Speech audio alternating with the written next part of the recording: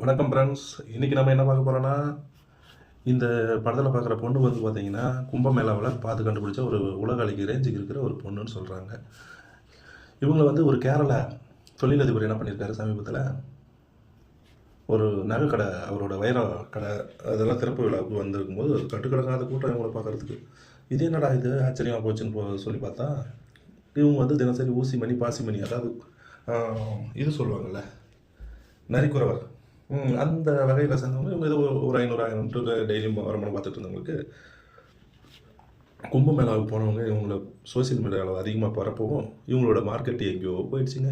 இப்போ இந்தியாவில் முதல் படத்துக்கு சம்பளம் வந்து 21 லட்சம்னு வாங்க போகிறாங்க. 500,000 சம்பாதிச்சவங்க, அதுதான் தலையெழுத்துன்னு சொல்லுவாங்க இல்லைங்களா.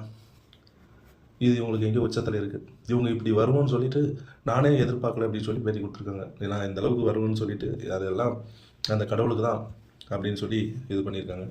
ஏன்னா ஒவ்வொருத்தரும் வாழ்க்கையிலையுமே நம்மளை தூக்கி விடுறதுக்கு யாராவது இருந்தாங்கன்னா கண்டிப்பாக நாமளும் உயரத்துக்கு போவோம். அதுக்கான வழி வந்து எந்த விதத்துலேருந்து வருதோ அதை கப்புன்னு பிடிச்சிக்கிட்டோம். அதை உதாசனப்படுத்தி தள்ளி விட்டோம்னு சொன்னால் நாமளும் அதே மாதிரி முன்னேறாமல் கீழே கடை நிலைமையிலே இருக்க வேண்டியதான். நம்மளும் அதுக்குன்னு கொஞ்சமாவது முயற்சி பண்ணணும். ஒரு சிலருக்கு தாங்க இந்த மாதிரி இலக்கெல்லாம் அமையும். ஊசி மணி பாசி மணி விற்றவங்கள ஒரு வாலண்டரியாக சோசியல் மீடியாவில் விளம்பரப்படுத்தி இவங்க குறுகிய காலத்தில் இந்தளவுக்கு மார்க்கெட்டு உயருது அப்படின்னு சொன்னால் இவங்களோட அழகும் ஒரு வகையில் காரணம். அந்த பார்வை வந்து அந்த பூனைக்கண்ணுன்னு சொல்லுவாங்க இல்லையா, அந்த கண்ணு வந்து ஐஸ்வர்யா ராய் மாதிரியே இருக்குது, அவங்களோட அழகாக இருக்காங்கன்னு சொல்லிலாம் விளம்பரப்படுத்திகிட்டு இருக்காங்க. பார்ப்போம். ஒரு கீழ் நிலைமையில் இருந்தவங்க மேல் நிலைமைக்கு போகும்போது யாரும் படமாட்டாங்க. நம்மளும் வாழ்த்துவோம்.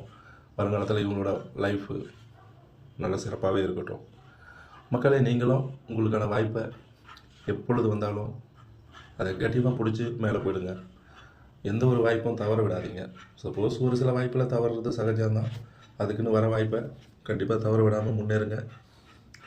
இந்த பொண்ணுக்கு ஒரு இப்போ பட வாய்ப்பு வந்திருக்கிறத பார்க்கும்போது இவங்க மென்மேலும் பல வழிகளை ஜொலிப்பாங்கன்றது தெரியுது.